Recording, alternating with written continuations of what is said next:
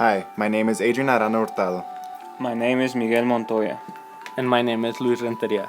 and we are currently freshmen enrolled in a Rhetoric and Composition 2 class at the University of Texas at El Paso. We are making a documentary of the El Paso Holocaust Museum and Study Center in hopes of informing and persuading the public to visit the museum. The Holocaust began with Hitler's rise to power in January of 1933 and ended on VE Day, May 8, 1945. During this time, more than 6 million Jews and millions of other groups that caught the negative attention of Nazi Germany.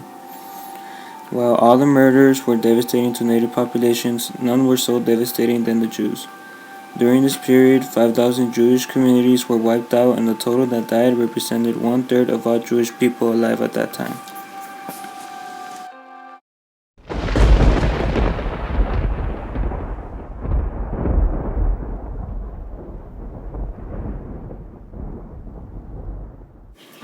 The El Paso Holocaust Museum and Study Center had its very humble beginnings in 1984, when Holocaust survivor Henry Kellen decided it was time to tell his story and to educate the community about the horror of the Holocaust.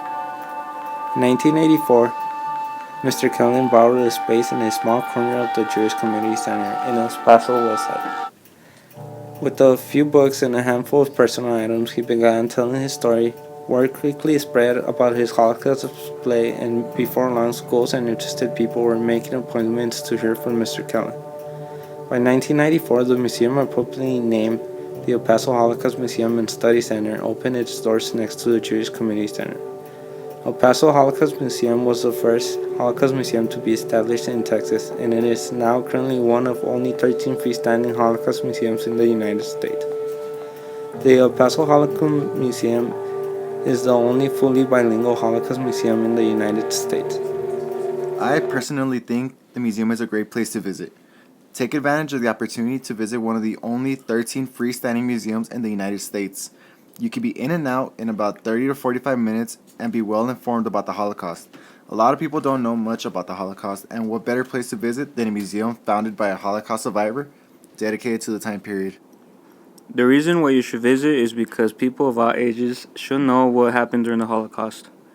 It would be a great way for kids to learn about this tragic event and for adults to remember about it or also get informed. The Holocaust is a very significant event, and the impact the Holocaust left in the world isn't something to forget about as the years pass by. I think people should visit the El Paso Holocaust Museum and Study Center because it was a very dark period of history in which millions of people were killed. It was a 12-year time period that significantly affected the world, then it has constructed the world we live in.